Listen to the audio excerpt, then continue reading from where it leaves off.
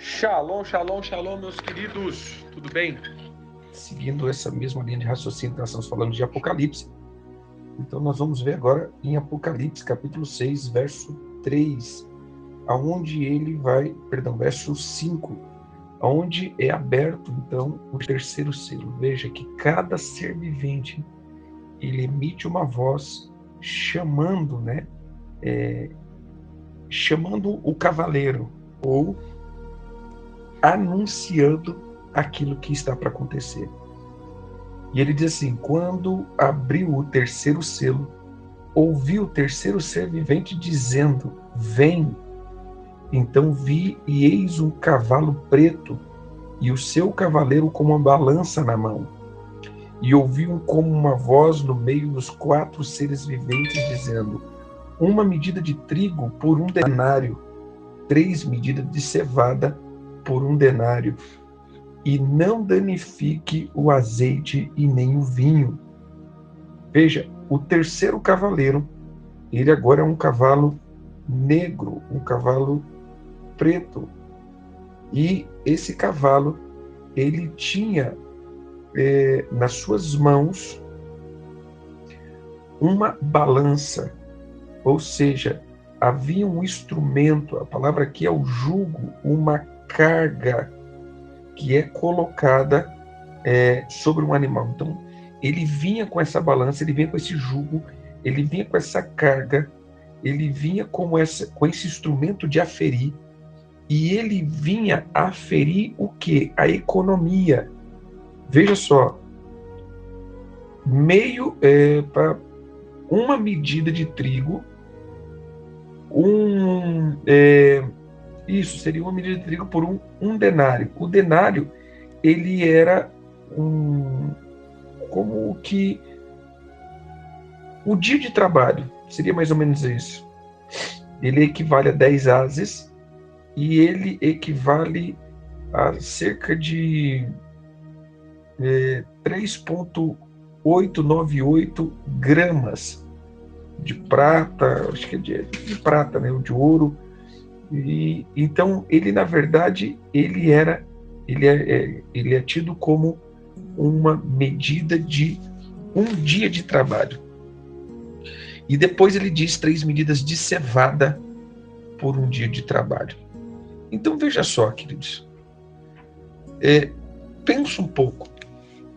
Primeiro cavaleiro, ele vem como uma voz de apostasia, mas ele vinha com toda a dimensão de rompimento e vitória. Então ele já vinha ele vinha vencendo e para vencer. Então ele diz da palavra de engano. Então isso daqui é uma atmosfera que perpetua sobre as pessoas vitoriosamente. 2, um cavaleiro que ele conduzia, ou ele tinha a sua característica,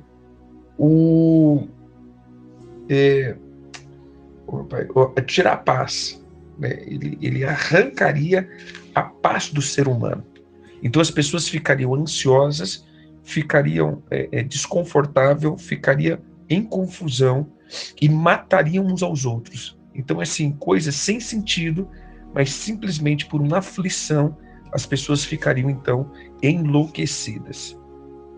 3, agora um cavalo, ele é liberado com uma característica de medir a economia.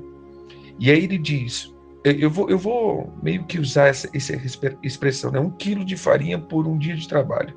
né? Uma refeição por um dia de trabalho, um prato de comida por um dia de trabalho.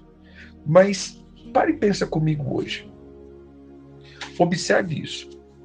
Hoje, quem ganha um salário mínimo, você pega aí R$ 1.300, divide por 30, dá em torno de R$ 43. Veja só, vai num restaurante e tenta comer, né, alguma coisa, tenta fazer 3 refeições com um dia de trabalho de um assalariado. Já é impossível. Se você tomar café da manhã, almoçar e jantar com o preço de um assalariado, já se torna impossível. Então a gente já está vendo essas coisas acontecerem. A gente já está vendo que realmente as pessoas já estão trabalhando para a comida, ou seja, trabalha aquele dia para poder comer. Mas o interessante é que no final dessa palavra, ele diz assim: não danifique nem azeite nem o trigo. E isso eu creio que é a vida dos cristãos. O trigo, né, o azeite, ele refere aí também uma palavra daqueles que estão em Cristo, os que estão na palavra. E aqui vem a importância dessa. É lógico que isso sempre foi importante, mas agora com muito mais intensidade, a importância da fidelidade. Ou seja, os fiéis serão guardados. Se a tua economia está guardada, se a tua economia está protegida, se a tua economia está selada pelo Senhor, não será danificada. A tua economia, ela vai conseguir agir muito mais além do que uma pessoa comum, porque a pessoa que não tem a sua economia santificada no altar, ela estará debaixo de uma sentença desse cavaleiro, que eu creio que já está operando. Ele vem operar trazendo uma desvalorização da moeda. Veja, querido, que mundialmente as moedas e as economias estão sendo desvalorizadas, os alimentos crescendo de preço e automaticamente o poder de compra diminuindo. Infelizmente, nós olhamos isso só como uma forma natural, e não é natural. Por isso, precisamos tornar o nosso dinheiro espiritual. Porque se nós olharmos para a nossa economia, nós nunca teremos a possibilidade de sermos fiéis. Mas à medida que você é fiel na tua economia, o teu dinheiro para de ser sentenciado. Então aqui é um alerta. Primeiro, mergulhar na palavra, porque o engano, ele está prevalecendo. Segundo, mergulhar nessa obra do Espírito e manter a sobriedade, porque a insensatez e o desconforto, a loucura, né, o pecado, ele está vindo com tanta profundidade que está arrancando do ser humano a paz e a integridade. O ser humano está simplesmente enlouquecido. 3, a economia está sendo afetada. E isso faz com que o dinheiro não tenha poder de compra mais. Aquilo que comprávamos tempos atrás, mas apóstolo, é a inflação, apóstolo, é a guerra. Não, querido. Veja que o Senhor já tinha predito há 2000 anos atrás. E nós trabalharíamos somente para a comida. Mas podemos reverter, porque é uma palavra, não danifica, ou seja, há uma situação, há um grupo, há elementos que não serão danificados. Por isso precisamos manter a nossa vida com plena fidelidade ao Senhor, fidelidade econômica e sobriedade.